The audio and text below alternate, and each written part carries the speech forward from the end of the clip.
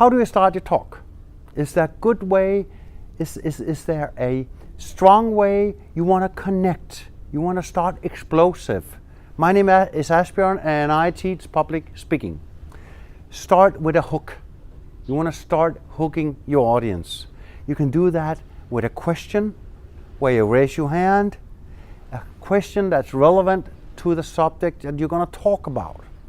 You can also start with a question where you raise your hand and expect the audience to raise their hand, and then do a short personal story. For example, I teach researchers at University of Copenhagen how to present their science, how to in an interesting way.